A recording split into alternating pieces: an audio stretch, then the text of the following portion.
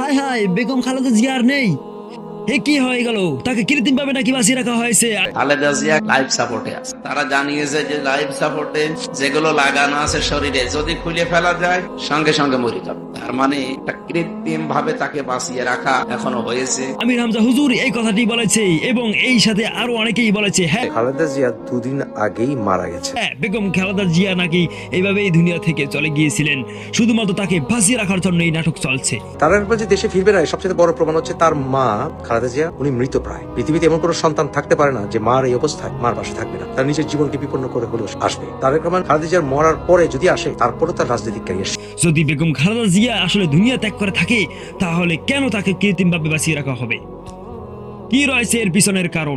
ভাবে বলা হবে না যে খালেদা জিয়া মারা গেছেন, এই বিষয়ে যেন কেউ কথা না বলে বা গুজবে কান না দেয়। বিভিন্ন সোর্স থেকে যা জানতে পারছি বা শুনতে পারছি, এতে হচ্ছে খালেদা জিয়া উনি দুদিন আগেই মারা গেছে। কিন্তু যা বললাম, যেহেতু পার্টিগত সিদ্ধান্ত ছিল যে এই বিষয়ে আসলে পার্টি থেকে যতক্ষণ পর্যন্ত অফিসিয়ালি কিছু না বলা হবে, ততক্ষণ পর্যন্ত কেউ যেন এই কথা না বলে যে খালেদা জিয়া মারা গেছে। খালেদা জিয়ার এখন যে ভেন্টিলেশন লাগিয়ে রাখা হয়েছে, সেটা কেন লাগিয়ে রাখা হচ্ছে আপনাদের বুঝতে হবে যে এভার কেয়ার হাসপাতালটা কোথায়। এটা একটি অত্যন্ত সিকিউর এলাকা, অর্থাৎ সে এলাকাটাতে সেখানে যদি লক্ষ লক্ষ মানুষের ঢল নামে, তাহলে সেখানে ওদের যা নর্মাল সিকিউরিটি সে এলাকার জন্য, এলাকাটাই সিকিউর। আপনারা জানেন আসলে মানুষের ঢল নামলে সেখানকার সিকিউরিটি বিপন্ন হবে, আর সেখানে যে প্রচলিত সিকিউরিটি সিস্টেম সেটা বিপন্ন হবে। মানুষের ঢল ঠেকানোর জন্য সেটা আসলে এখনো ঘোষণা দেওয়া হয়নি, কারণ খালেদা জিয়া মারা গেছেন এই কথাটি বললে আমরা সেখানে লক্ষ লক্ষ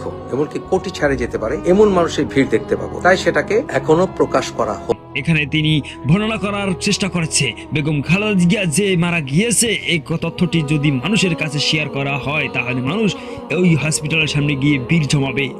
লক্ষ থেকে কোটিতে পরিণত হতে পারে সেই সংখ্যা। আর যার কারণে বসুন্ধরা আবাসিক এলাকায় তথ্য প্রকাশ করতে চাচ্ছেন না। অন্যদিকে তারেক রহমানের তার মাকে শেষবারের মতো দেখতে পারে নাই, তাই মানুষ নাকি তারেক রহমানকে অপছন্দ করা শুরু করবে। এই জন্যই হয়তোবা এখন পর্যন্ত নাকি সত্য প্রকাশ করেননি। তবে আমার কাছে মনে হচ্ছে বেগম খালেদা জিয়া এখনো বেঁচে আছেন। যদি তিনি দুনিয়া ত্যাগ করতে নেই, তাহলে কোনো না কোনোভাবেই সেই তথ্যটি শেয়ার হয়ে যেত। বাংলাদেশের মানুষ ভাই 1971 সালের বিষয় নিয়ে এখনো জামাতকে ইসলামের রাজাকার সেই 1971 সালে কি করেছে সেটা তদন্ত করে এখন বের করতেছে। আর বেগম খালেদা জিয়া যে দুনিয়া ত্যাগ করেছে, এই এতটুকু জিনিস বের করতে পারবে না। তাই এই ধরনের ভুলভাল তথ্য অনলাইনের মধ্যে শেয়ার করে মানুষকে বিভ্রান্ত করবেন না যে বেগম খালেদা জিয়া দুনিয়া ত্যাগ করেছেন। তিনি বেঁচে আছেন এবং তিনি জনগণের সাথে থাকতে চান। এই দেশেই আমি থাকবো, এই দেশেই আমার জন্মস্থান, এই দেশেই আমার মৃত্যু হবে, এই দেশের মানুষের কাছে মধ্যেই আমি বেঁচে থাকতে চাই। জন্যই সবাই তার জন্য দোয়া করবেন, যাতে করে মহান আল্লাহ তাআলা তাকে যথাসম্ভব দ্রুত সুস্থ করে তোলেন। বেগম খালেদা জিয়ার হাত দুটি বাঁকা হয়ে যায়, সেই হাত তুলেই সবসময় জনগণের সমর্থন দিয়েছিলেন, আর সেই হাতটি বাঁকা করে দিয়েছে জেলের মধ্যে থাকা অবস্থায়। এই হাতের মধ্যে হয়তোবা তাকে 16 পয়জন দেওয়া হয়, ধরে ধরে সেই 16 পয়জনটি আজ তাকে অসহল করে দিয়েছে। হসপিটালের বেডে বসে আজ তিনি মৃত্যুর সাথে লড়াই করছেন।